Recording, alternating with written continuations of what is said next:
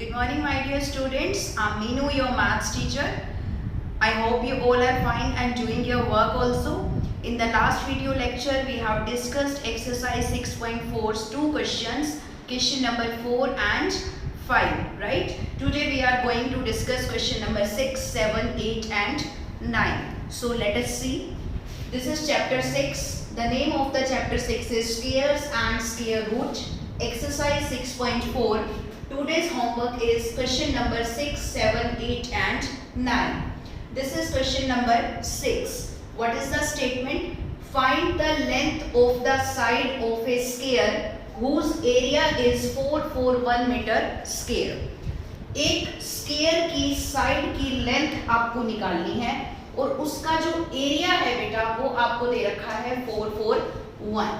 जैसे कि ये मैंने एक स्क्वायर बनाया है, आप सभी को पता है कि स्क्वायर की चारों साइड्स मींस ऑल 4 साइड्स जो हैं वो क्या होती हैं, इक्वल होती हैं. तो हमने क्या किया, एज्यूम कर लिया let side of square is x metre. Fine. अब स्क्वायर का एरिया क्या होता है, that is side into side. You all know about that. So side into side, side हमने कितनी एज्यूम की है, x means x multiply x. So base अगर सेम हो तो पावर्स ऐड हो जाती हैं. यहाँ पर भी पावर 1 है, यहाँ पर भी पावर 1 है, तो कितना हो जाएगा, x की power 2. And area that is given to you in the statement, this is 441. So this is 441, right. So अब हम स्क्वायर को अगर शिफ्ट करते हैं तो वो क्या बन जाता है, स्क्वायर रूट. ठीक है, ये आपको पहले भी बताया है मैंने कि स्क्वायर को हम जब भी शिफ्ट करते हैं तो वो क्या बन जाता है, स्क्वायर रूट. तो मींस हमें 441 का क्या निकालना है, स्क्वायर रूट निकालना है. तो देखिए हम स्क्वायर रूट निकालते हैं. 441 पेयरिंग करने के लिए मैं आगे 0 लगा रही हूँ, पीछे से हम पेयर बनाते हैं.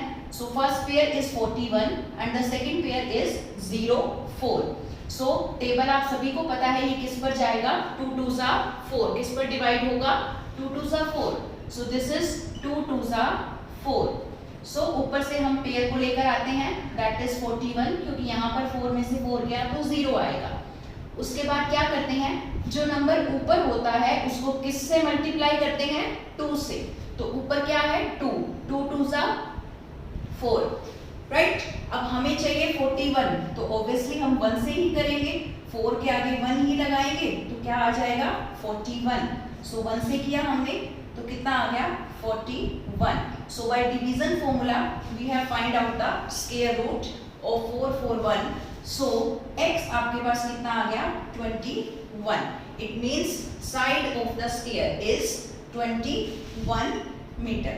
Side of square is 21 meter. This is the answer. I hope this is clear to you. So now let's come to the next question.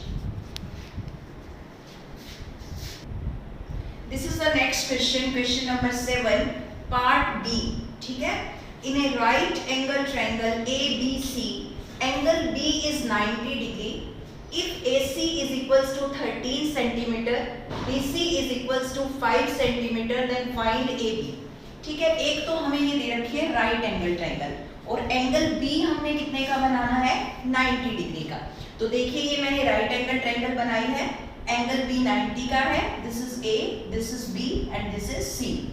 This AC is given to you 13 centimeter. This BC which is base that is given 5 centimeter. आपको निकालना है AB. AB means perpendicular. ये आपको find out करना है. हम ये पहले भी डिस्कस कर चुके हैं. एक्सरसाइज 6.2 में हमने डिस्कस किया था पाइथागोरस थ्योरम और आपको मैंने बताया था कि पाइथागोरस थ्योरम कहाँ पर लगती है, जहाँ पर राइट एंगल ट्रायंगल होती है, मींस जहाँ पर 90 डिग्री का एंगल होता है.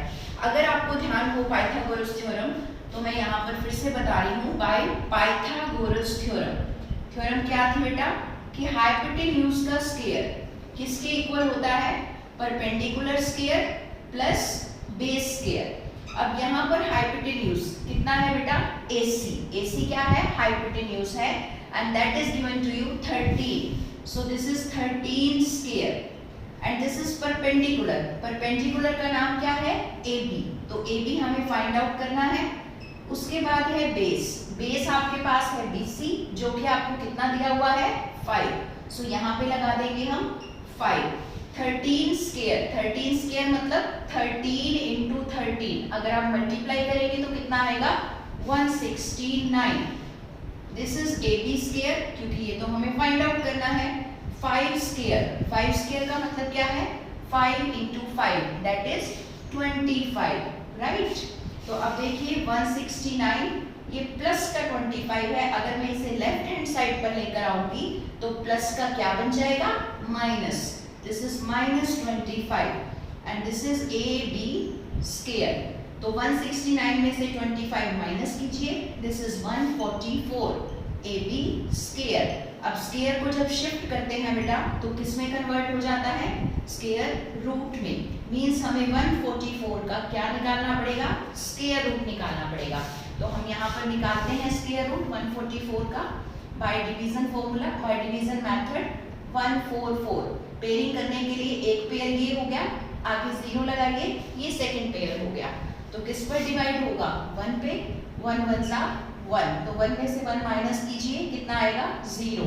तो पेयर को लेते हैं 44, ऊपर वाले नंबर को हमेशा किससे मल्टीप्लाई करते हैं 2 से, तो 2 1 सा 2, बहुत क्लियर दिखाई दे रहा है कि हमें 2 से ही करना पड़ेगा।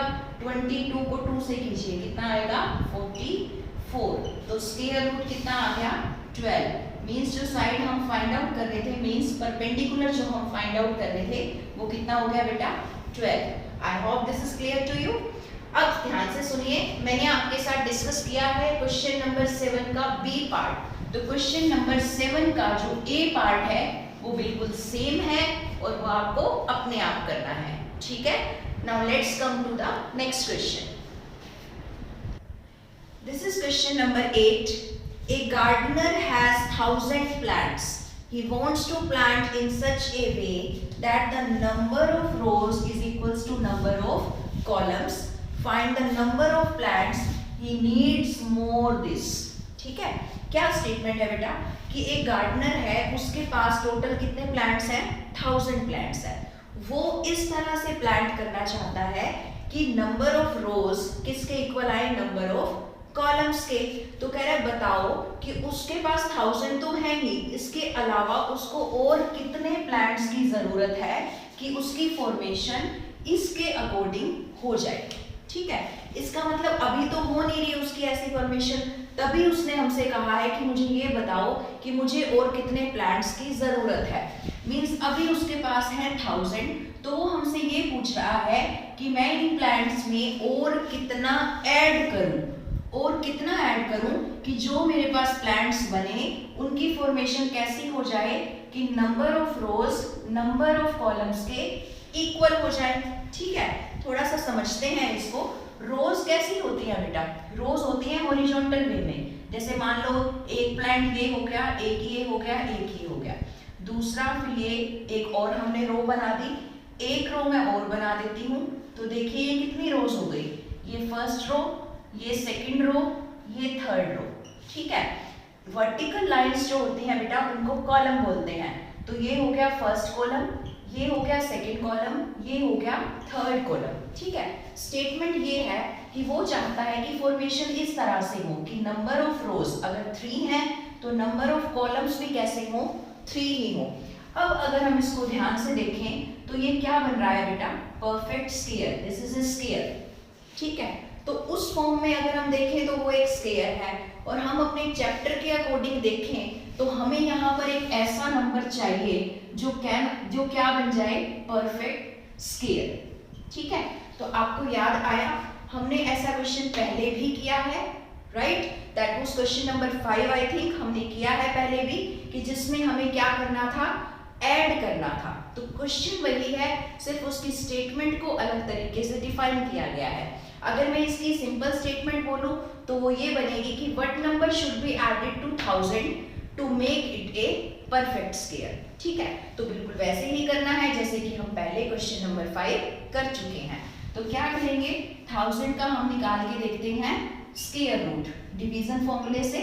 सो 3 3 9, तो ये कितना आ गया 100। ऊपर वाले नंबर को 2 से मल्टीप्लाई कीजिए, 3 2 6। तो अगर मैं अब 2 चेक करूं तो ये बनेगा 124, तो बहुत ज़्यादा हो गया। अगर 1 से करूं तो कितना आएगा 61, तो किस पर जाएगा 1 पर। ठीक है, 10 यहाँ पे बन गया, 10 - 1 9 and 9 - 6 is 3, so this is the remainder. अब क्योंकि हमने 1000 में ऐड करना है तो ये जो नंबर आएगा वो 1000 से क्या होगा, बड़ा होगा, तो हमें आगे का देखना है। तो 31 से आगे क्या होता है 32, सो 32 का स्क्वायर कितना होगा 32 × 32, दैट इज 1024। तो नंबर शुड बी एडेड, तो जो नंबर ऐड होना चाहिए वो आपके पास क्या होगा 1024 में से 1000 को माइनस कर दीजिए, कितना आया 24। तो इसका मतलब कितने प्लांट्स उसको और चाहिए, प्लांट्स ही नीड्स मोर, कितने चाहिए बेटा 24। तो है ना सेम क्वेश्चन जैसे हमने क्वेश्चन नंबर 5 किया था, बिल्कुल वैसे ही है ये। ठीक है, तो अब जो क्वेश्चन नंबर 9 है वो आप खुद करेंगे और वो बिल्कुल वैसा है जैसे हमने किया था क्वेश्चन नंबर 4, जिसमें क्या था सब्ट्रैक्टेड, क्योंकि क्वेश्चन नंबर 9 में लिखा हुआ है लेफ्ट आउट। लेफ्ट का मतलब क्या होता है छोड़ देना, मीन्स घटा देना, सब्ट्रैक्ट कर देना। तो वो बेस्ड है क्वेश्चन नंबर 4 पे, उसको आप खुद करोगे, right. So today's homework is do question number 6, 7, 8 and 9 in your notebook, और इसके साथ ही आपकी ये जो एक्सरसाइज है 6.4 वो भी कंप्लीट हो जाएगी, मीन्स चैप्टर 6 आपका कंप्लीट हो जाएगा। ठीक है, so I am sending a PDF also, आप सॉल्यूशंस उसमें भी देख सकते हो। So take care, do your work, bye bye.